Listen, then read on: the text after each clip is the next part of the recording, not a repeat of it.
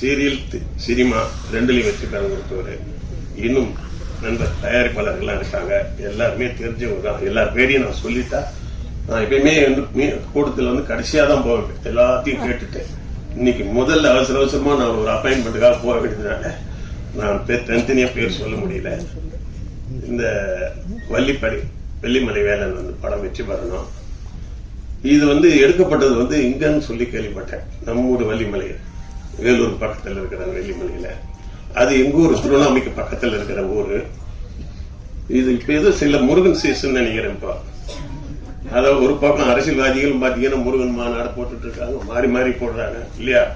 டெல்லியில இருக்கிறவங்க கூட விடுறதில்ல முருகனை. அகில உலக ஃபேமஸ் முருகன். இந்த சீசன்ல முருகன் பேர் வச்சதால அவர் வெற்றி பெறுவார் எனக்கு தோணுது. முருகன் தான் இப்ப சூப்பர் ஸ்டார் இந்த சூழ்நிலையில.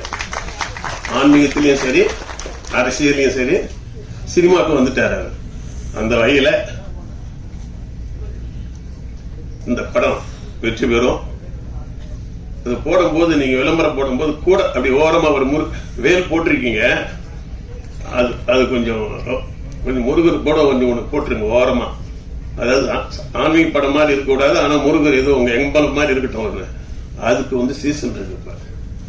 அதனால இந்த படத்துல இருக்கிற கதாநாயகி, தயாரிப்பாளரி கதாநாயகி எப்பயுமே வந்து கதாநாயகன்னா எல்லாம் எம்ஜிஆர் சரோஜா தேவி மாதிரியே இருக்கணும்னு அவசியம் இல்லை. அந்த படத்துக்கு பொருத்தமா இருக்கணும். அந்த படம் எடுக்கிறது கிராம படம்னா கிராமத்துக்கு பொருத்தமா இருக்கணும். சிட்டி படம்னா சிட்டிக்கு பொருத்தமா இருக்கணும். உலக சுற்று வாலிபன் மாதிரி இருந்தா எம்ஜிஆர் மாதிரி தான் இருக்கணும். இல்லைன்னா உலக சுற்றி பார்க்கறதுல வேஸ்ட் இல்லையா. அந்த மாதிரி வீரவாண்டி கட்டப்பாமன்னா சிவாஜி மாதிரி ஒத்துருந்தாதான். அந்த மாதிரி இந்த படத்துக்கு ஏற்ற கதாநாயகி புதுசு மாதிரியே தெரியல.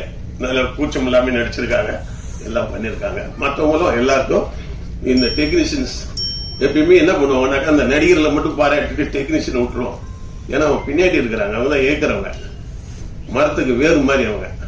அந்த கேமராமேன், எடிட்டர், மொத்தம் அதில் இருக்கிற அனைத்து டெக்னீஷியனுக்கு என்னுடைய வாழ்த்துக்கள். இந்த படத்தை வந்து நீங்க வெளியிடும் பொழுது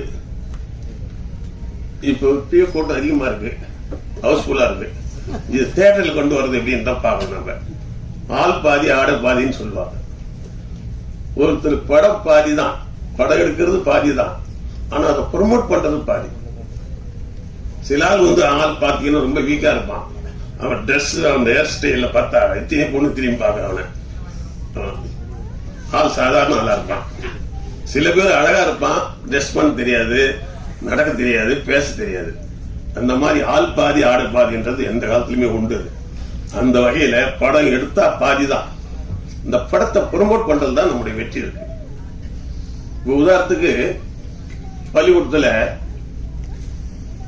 6வது படிக்கிற பசங்களுக்கு ஒரு போட்டி வைப்பாங்க, 8 வரைக்கும் படிக்கிறவனுக்கு ஒரு போட்டி வைப்பாங்க, SLC வரைக்கும் படிக்கிறவனுக்கு போட்டி வைப்பாங்க. அப்ப ஈஸியா அந்த பசங்க ஜெயிச்சு வெளியில வர்றதுக்கு நல்லா இருக்கும். 6ல இருந்து SLC வரைக்கும் எல்லாருக்கும் ஒரே மாதிரி ஓட்டு பண்ணி வச்சா அவன் வீக்கா இருந்தா கூட SLC படிக்கிறவன் தான் ஜெயிப்பான்.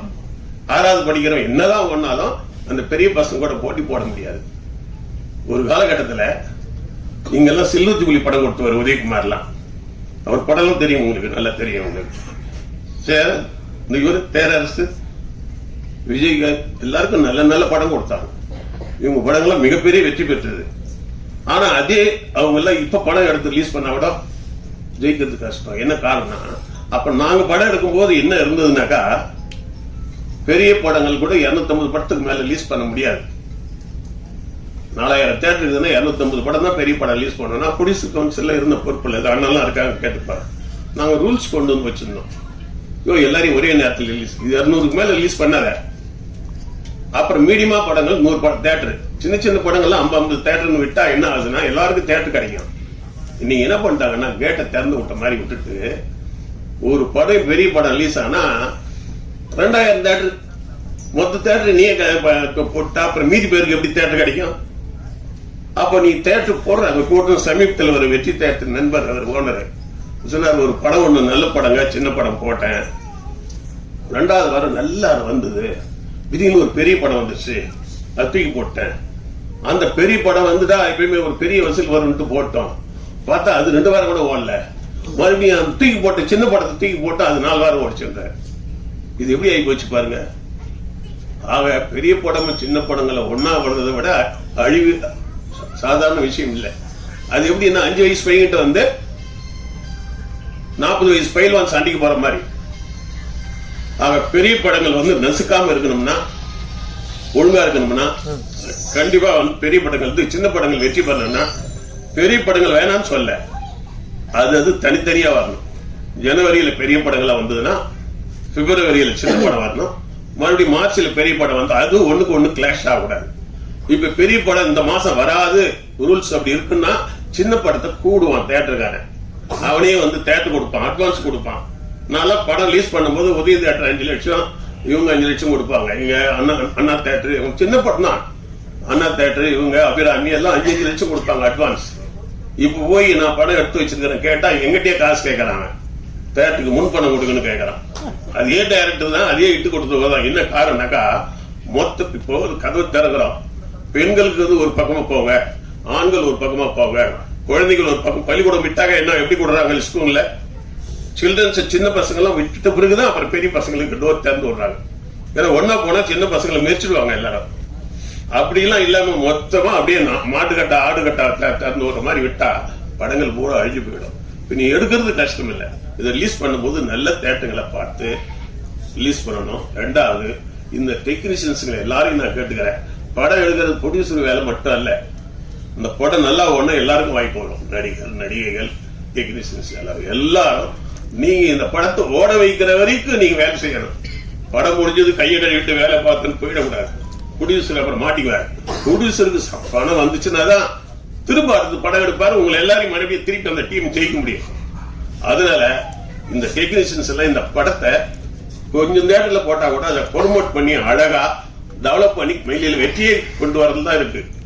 பாதிதான் நீங்க ஜெயிச்சிருக்கீங்க படம் எடுத்ததுல.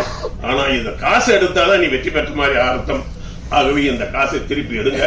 இதுக்கு மறுபடியும் எல்லா இடத்துலயும் பேசும்போது சொல்லுவேன், இந்த சின்ன படங்களை எப்பயுமே தூக்கி விடுறது யாருன்னா பத்திரிகையாளர் தான்.